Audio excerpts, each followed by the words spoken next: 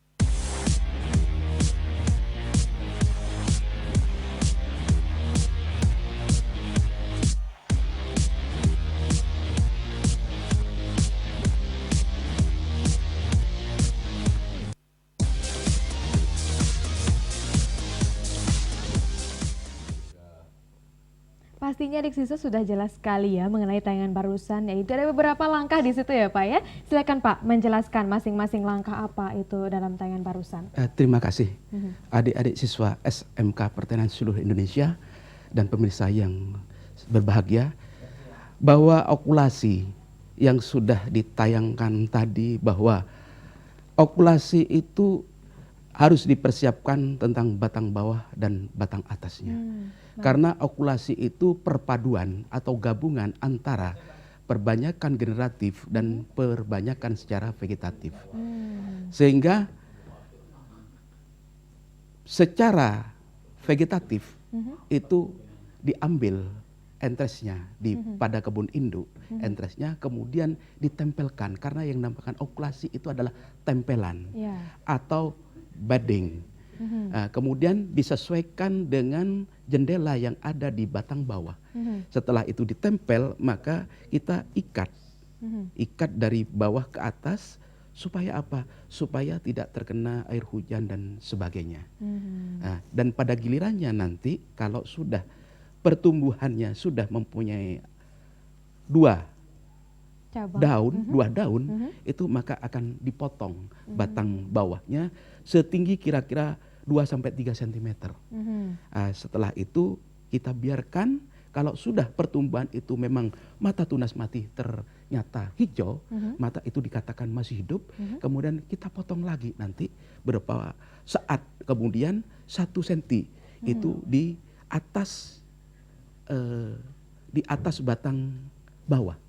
Kemudian baru dilakukan suatu pemeliharaan. Oh iya, baik itu dia kira-kira ya Pak ya akan dibahas pada kali ini. Nanti kita akan lebih lanjut lagi satu persatu, lebih spesifik lagi ya Pak ya tentang langkah-langkah bagaimana perbanyakan tanaman dengan cara okulasi. Dan untuk pemirsa yang bertanya bisa saja bergabung bersama kami melalui line telepon bebas pulsa kami di 0800 140 3046 atau bisa juga melalui SMS di 0852 83 86 8667 atau di Facebook kami di Televisi Edukasi. Dan ingat, di akhir acara nanti kita akan ada kuis, sikwa dan cerdik, cepat, cermat, dan ceria. Tentunya berhadiah saat menarik sekali persembahan dari Televisi Edukasi. Tapi sebelum itu, langsung saja kita dengarkan pemirsa dan juga adik siswa siapkan catatannya penjelasan tentang okulasi. Silakan Bapak. Ya, jadi ini merupakan salah satu langkah untuk perbanyakan tanaman secara vegetatif itu dia ya Pak ya. Silakan Pak. Baik, Bagaimana saya cara jelaskan secara garis besar. Sebelum saya akan menjelaskan tentang okulasi, maka perlu tahu secara garis besar ada 3 kelompok perbanyakan. Yang pertama perbanyakan secara generatif, yang kedua perbanyakan secara vegetatif, yang ketiga perbanyakan secara gabungan. Iya. Perbanyakan secara vegetatif, kalau kemarin minggu yang lalu saya menjelaskan tentang perbanyakan secara generatif, maka yang sekarang perbanyakan secara vegetatif. Ya, Perbanyakan secara vegetatif itu ada 2. Yang pertama secara alami, yang kedua secara buatan. Kalau secara alami itu ada yang namanya pemisahan, misalnya akar dan tunas yang baru itu masih melekat pada tanaman induknya, itu bisa dinamakan cangkok. Kemudian ada yang namanya pemotongan, misalnya ranting, akar, pucuk, daun, itu juga bisa dilakukan itu pada tanaman baru. Misalnya kita stek, kita potong cabang itu kita stekkan. Kemudian secara buatan itu bisa melalui manusia. Jadi manusia yang melakukan misalnya juga melakukan pembumbunan, melakukan juga cangkok, itu juga manusia. Kemudian yang ketiga perbanyakan secara gabungan.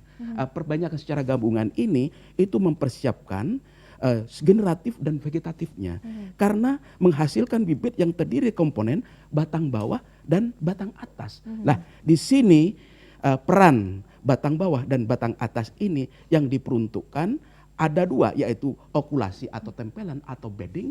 Yang kedua itu penyambungan atau grafting.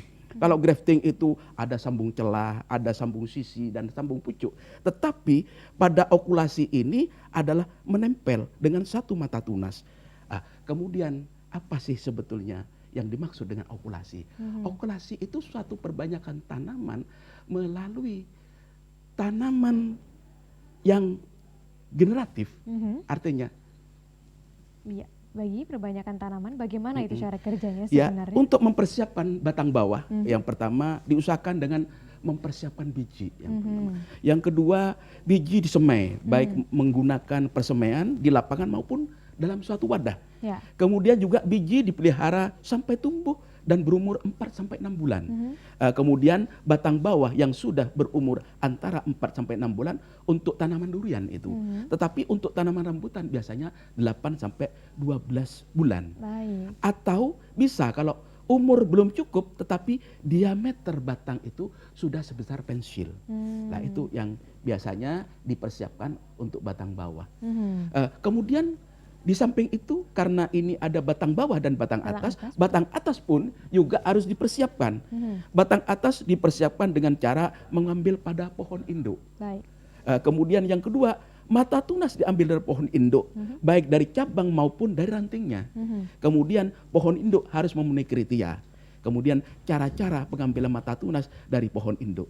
Tetapi yang paling penting, pohon induk yang sebagai bahan atas, batang atas itu harus memenuhi kriteria. Yang satu memang bebas dari hama penyakit, kemudian produksinya tinggi, kemudian kualitasnya itu memang baik, termasuk rasanya.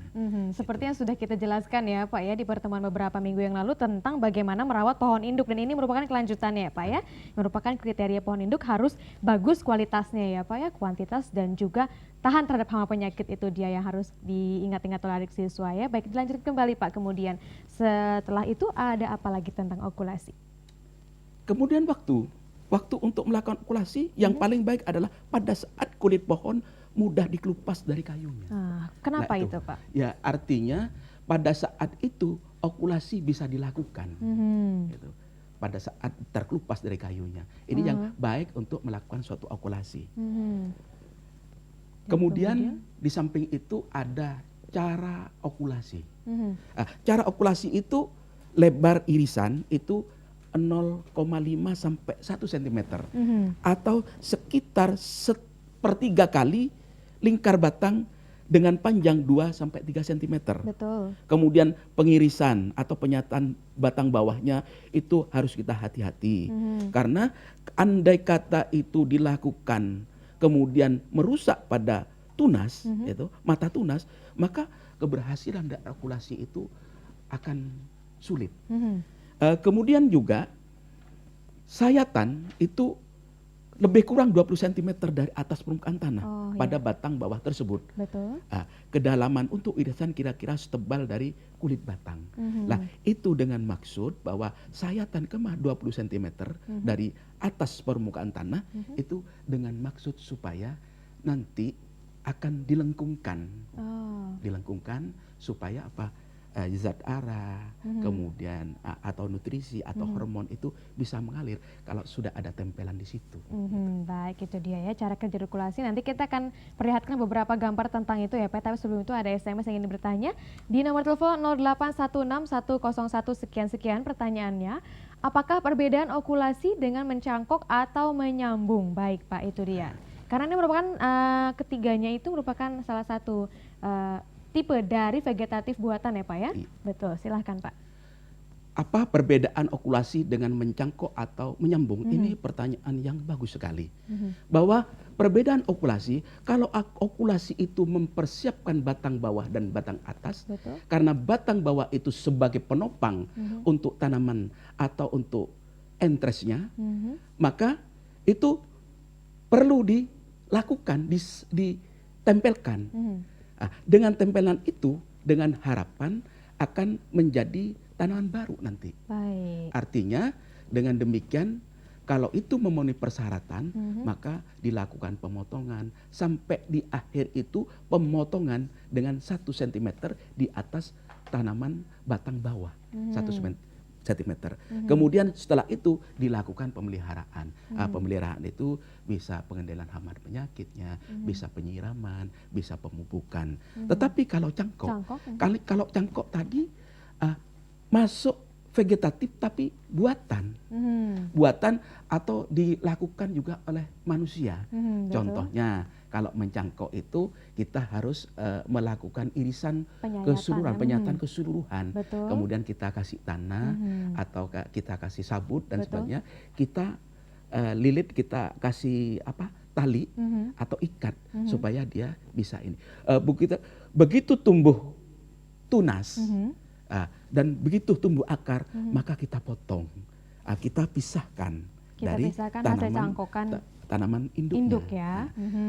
Beda juga dengan grafting. Grafting itu adalah menyambung. Kalau okulasi tadi bedding atau tempelan, kalau menyambung itu adalah menyambungkan batang atas dengan batang bawah.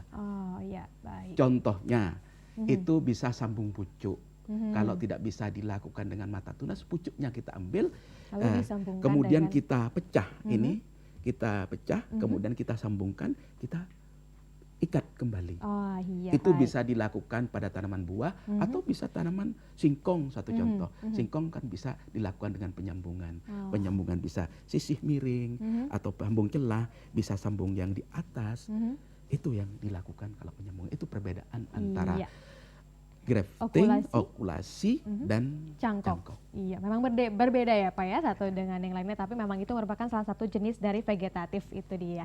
Baik, sebelum kita lanjutkan ke pembahasan berikutnya, ada penelpon yang ingin bertanya juga kepada kita Pak, kita sapa dulu. Halo, siaran pendidikan interaktif dengan siapa di mana? Dengan Rindi di Pacitan. Iya, silahkan pertanyaannya. Apa manfaat okulasi? Iya, baik, itu dia. Pertanyaan itu saja. Iya, terima kasih. Itu dia Pak. Jadi kita sedang membahas okulasi. Sebenarnya apa manfaat dari okulasi ini Pak? Selain pasti untuk memperbanyak ya Pak ya? Apa lagi yang bisa didapat? Terima kasih, ini pertanyaan juga bagus juga ini pertanyaannya. Apa sih sebetulnya manfaat dari okulasi? Okulasi yang pertama supaya keturunannya itu sama dengan induknya. Kemudian yang kedua, dengan okulasi itu mempunyai perakaran yang kuat. Karena dengan okulasi itu menggunakan batang bawah dengan yang berasal dari biji. Kemudian itu tahan terhadap serangan hama dan penyakit. Oh, Itu lebih adalah tahan itu ya lebih Pak ya tahan. dibanding inokulasi. Baik, nanti kita mungkin akan bicarakan ya Pak ya lebih lanjut lagi kira-kira apa saja keuntungan dari menggunakan okulasi ini. Tapi setelah jeda yang berikut ini pemirsa, kami akan kembali. Tetaplah di siaran pendidikan interaktif.